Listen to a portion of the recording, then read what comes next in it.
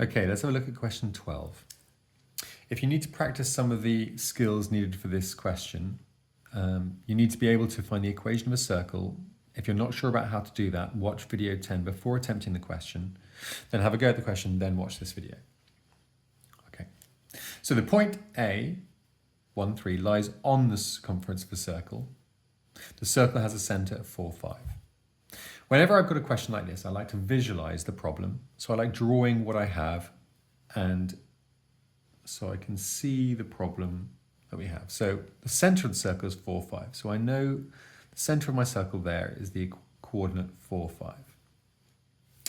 I also know there's a point 1, 3 on the circle. 1 is to the left of 4, and 3 is below 5. So 1, 3 might be around here, let's say.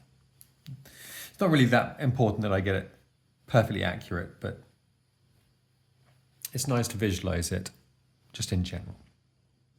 Determine the equation of the circle. So the equation of any circle, if it has a center AB, has the equation x minus a all squared plus y minus b all squared is equal to the radius squared. So if I've got the center coordinates and I have the radius, I have the equation. I do have the center coordinates, so I know my answer is going to be x minus 4 all squared plus y minus 5 all squared is equal to the radius squared. So all I need to do is find the radius. The radius is this length here from the center to the coordinate on the edge. So I can just use Pythagoras with the triangle. That triangle between the coordinate 1, 3 and the coordinate 4, 5. Well, between 1 and 4 it goes across 3, and between 3 and 5 goes up 2. So it's using 3 squared plus 2 squared and then square root the answer to get the radius. So the radius is the square root of 3 squared plus 2 squared, which is the square root of 9 plus 4, which is the square root of 13. So, because my equation needs r squared on the right-hand side of the equation, I need the radius squared, so root 13 squared, so that's just going to be 13. So there's my equation of the circle. Part B, find the coordinates of B, and B is a point on the circle such that AB is the diameter of the circle. Okay, so this is the point A. If AB is a diameter, then it goes through the center. So therefore, B is the other side of the center from A. So B is over here. There are different ways of doing this question. One could find the equation of the straight line through A and the center of the circle, and then find out where that also meets this equation of the circle.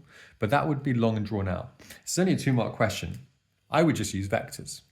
We know that the vector movement between A and the center, so let's call this center, let's call it center C, let's say. From A to C, that movement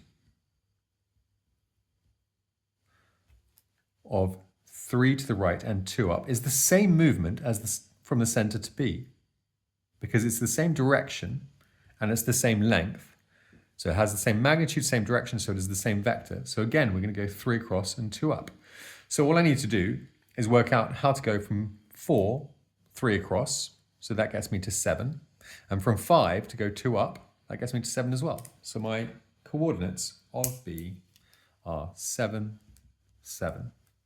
So just go 3 across, 2 up, 3 across, 2 up, done. Okay, so I'll put that in here, 7, 7. D is the point 2, 8. Okay, it doesn't say that D is on the circle, but it's just the point 2, 8. Okay. Show that AD and DB are perpendicular. Okay.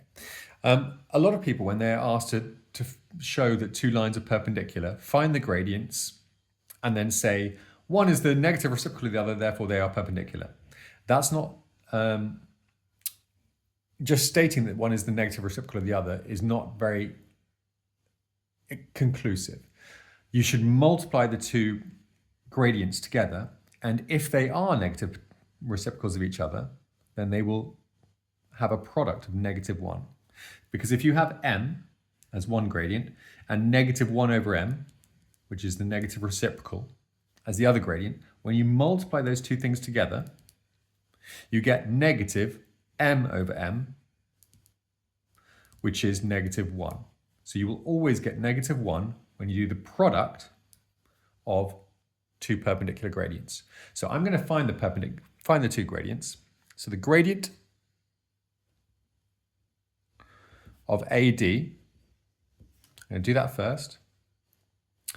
So A is the point 1, 3. D is the point 2, 8. So the gradient of AD is the change in y, so 8 subtract 3, over the change in x, 2 subtract 1. So it's 5 over 1, so that gradient is 5. And then the gradient of dB, well, my coordinate b is 7, 7. The gradient of dB is 7 minus 8, change in y, divided by 7 minus 2, change in x, so it's negative 1 over 5. So now what I do is I do 5 multiplied by negative 1/5. That equals negative 1. And I say, therefore, perpendicular. And I am now done. So I've shown that they are perpendicular. I found the two gradients, I've multiplied them together to get negative 1, therefore they are perpendicular. So, if AD and DB are perpendicular, then we have a right angle at the point D. So the angle ADB, ADB. So if I joined A to D and D to B, there will be a right angle at D. Okay, angle ADB is 90 degrees. Then the triangle ADB has the diameter as part of it, and it has a right angle at D, and therefore it's using the angles in a semicircle. So 2, 8 would be somewhere over here. So if I drew it, it has to be on the circumference, because if I have a right angle triangle, we know our circle theorems mean that any right angled triangle which has the diameter is the angle in a semicircle. So the angles in a semicircle are right angled. So here we have a diameter, here we have a right angle, so D must be on the circumference of the circle. ADB is 90 degrees, therefore D is on the circumference of the circle,